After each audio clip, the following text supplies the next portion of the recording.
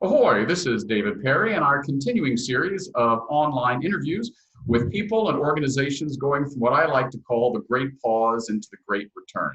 And our next guest is someone who knows all about turning lemonade, or I should say turning lemon into lemonade during COVID, but also an organization that was already planning on being virtually accessible, radically accessible to the whole world. Please welcome Stephen Coles from Letterform Archives. Thank you. Good to be here. Now, I know you have a long title, so I purposefully didn't say it so I wouldn't get it wrong. Tell everyone what your official title is and what you do at San Francisco's Letterform Archives. I'm the Associate Curator and Editorial Director, and that means that I get to help bring in new collections to Letterform Archive and to reinterpret them through editorial content and through our tours and exhibits and all the ways that we share them with the public. So for the uninitiated, what is Letterform Archives and what niche do you fill in the cultural life? I was going to say of San Francisco, but now that we're all virtual and I've seen your fan base, your global fan base.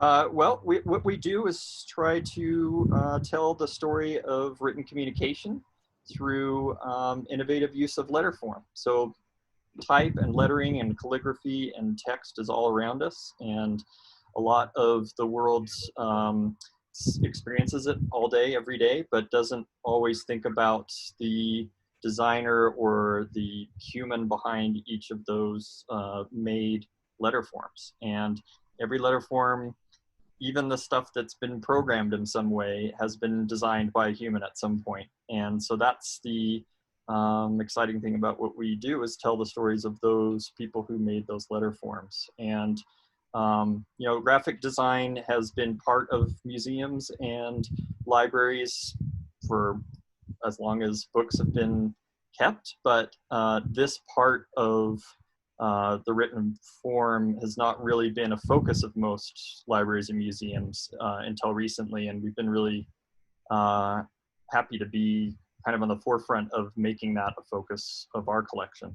So if you go to a rare book library, you might see history of printing, or you might see some really rare books, but what we try to do is only keep those that are really innovative in the use of letter form, and that's kind of a unique niche that we're in.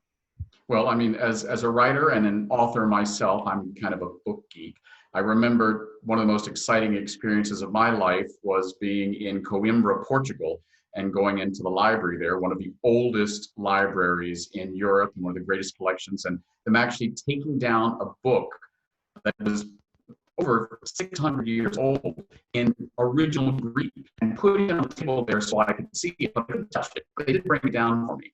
But I've been at Letterform Archives building, going into a new building, about that, and held in my hand a 4,000-year-old piece of cuneiform, probably from Ur.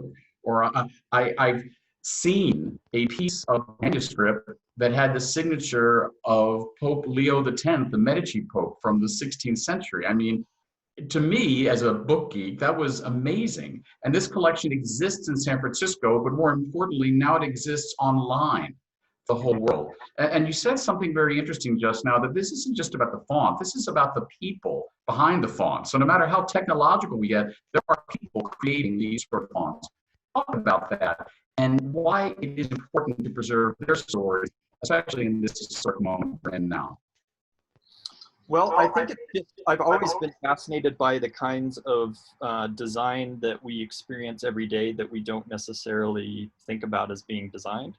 So it could be a sign on the highway, or it could be even the guardrail on a highway. And it could be a spoon or a chair. But all of these things are kind of part of our everyday life, but we don't often think about the process that went into making them. And I think type is probably the most omnipresent of those things. And that's what fascinates me about telling the stories about the designers behind typefaces, or lettering, which is handmade, usually handmade text, or calligraphy, which is responsible for the document that you saw for the Pope. So these are all the different ways that letterforms are made, and throughout history they've been made in a lot of different ways, and the people who make them all have interesting stories, so that's interesting.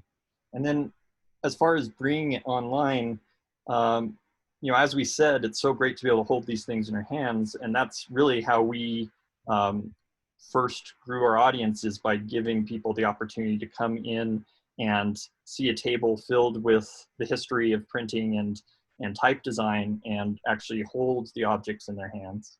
But of course, you know, at this point, it's difficult to do that. We're not open to the public yet. But we had been planning for a long time to do an online archive and to digitize as much as we can of the collection.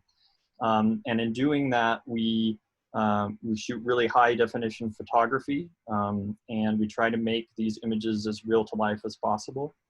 And then we put them in a website that's very accessible in terms of, primarily if you're a graphic designer or somebody interested in design, being able to search by the kind of design that it is, whether it's a business card or a Bible or a typeface specimen. These kinds of terms are not generally what you would look for in a general library schematic, but we're building our own terminology and our own search system so that graphic designers who are familiar with these terms can find our collection online and browse it in a really fun way. We really feel like serendipity is key to our experience. So in person, we want people to be able to browse the collection in a more kind of intuitive, visual way. And we're trying to bring that experience online, which means there's a lot of imagery. As you search through things, it's kind of more intuitive, in which you're looking at one object and you see related objects under it, and it feels a little bit less like I have to search for this exact thing to be able to find it. It's more like exploring a collection. Yeah, well, you use one of my favorite words, serendipitous. And I've heard the founder of Letterform Archives, Rob Saunders, talk about that and the idea of radical accessibility. I remember there was a wonderful piece in the San Francisco Chronicle talking about, well, first of all, they were talking about different collections and museums and cultural institutions were going online because of COVID. And I remember speaking to the reporter and he was saying, no, Letterform Archive was always going to do this. But I dare say that coming online during this moment has even more expanded the people who have taken part in that wonderful organic way of searching. I remember I took the tour that you and your staff gave when the online archive first went live, and it is wonderful going through. It's like seeing a pile of books or whatnot on the desk, and you pick one out and you're like, oh, that looks interesting, and you go to another one. It's not just about clicking file folders on a computer. Have you tried to make the design element of the online archive as tactile as one can virtually? Yeah, I mean, one of the things so if you've been on a tour at the archive, a really key metaphor to what we do is the table. So, you know, rather than having a physical tour of the space, it's more, we're putting all of these objects, these artifacts of design on a table, and we're taking you through them and telling you a story and making connections throughout history. And what we're trying to do is bring that experience to the web in a way that makes it easy to kind of navigate things in a more visual way. Whereas most catalogs that you look at from a library, you have to know a lot about what you're searching for in order to narrow down your search. What we do is start out with something very visual and then let you explore that way. And another thing that we're building into it now is the ability to make your own tables, which means, you know, say you're a teacher and you talk about early printing history, you're able to add objects from our collection to your own table that then you can present to your students, whether it's in a format that looks like a table where everything is at scale and you can see the difference between a small cuneiform tablet and you know, a large Gutenberg Bible, and then put it in the order that you'd like and do either a slideshow or print it out as a PDF with notes, so that you can bring as much as this physical live experience to the web. And that, you know, our audience is very international because there are so few museums that are dedicated, that are focused to this kind of artifact, that it's been really gratifying to help bring that to them. Because even before COVID, they couldn't all visit us in person. So it's been really nice to see them experience that from wherever they are. Yeah, I love the fact that you were talking about you don't have to, well, the way I put it is you don't have to be smart to learn from the online archive. You can actually approach it from this visceral connection. You see something, you're like, oh, that's interesting. And if you were in the Letterform archive room, you would pick up a book. It's as close to picking up a book and learning about something as you can get online. It's a beautiful design. Who actually put together the infrastructure of the online archive? So we had a really fortunate, any nonprofit institution would be really grateful to run into a volunteer who has the expertise that they need in that moment. And for us, it was Marie Grigio McMahon, who is essentially a data architect, went to school for that, has worked for big data companies, and he came in as a volunteer just to help sleeve and preserve some of the material that a lot of our volunteers do. And he said, I'd love to just, mess around with your images and build something interesting by browsing by color, for example. And we said, sure, go for it. I mean, if you want to put in the time. And he did that. And then we continued to work with him. And we'd always had the goal to have something online, but the way that he was approaching it was so different from a traditional library catalog, and it was much more in tune with our live experience and our kind of visual serendipitous experience that it made a lot of sense for him to build it for us. Yeah, I was going to say there's the word serendipity again. He Yeah. walked in the door before you knew you needed a door. Yeah, exactly. Yeah, and that's happened many times. Our volunteers have really been a big part of who we are, and these volunteers have come in because of who we are. So it's kind of this feedback loop. They came to the archive because it was unique, and then they helped build something that continues to be special. So it's really gratifying to be part of that. Right. In our last few minutes, talk to me about what's next for Letterform Archive. I mean, I've met your staff, I've been there, I've spoken many times with Rob Saunders. Just a few weeks ago, I was walking through what, well, in March was a dust-covered building and now was really quite coming together, an extraordinary space that hopefully we'll all be able to walk through in October or November of this year, I'm hoping, in San Francisco. How do we get from this to that? What's next?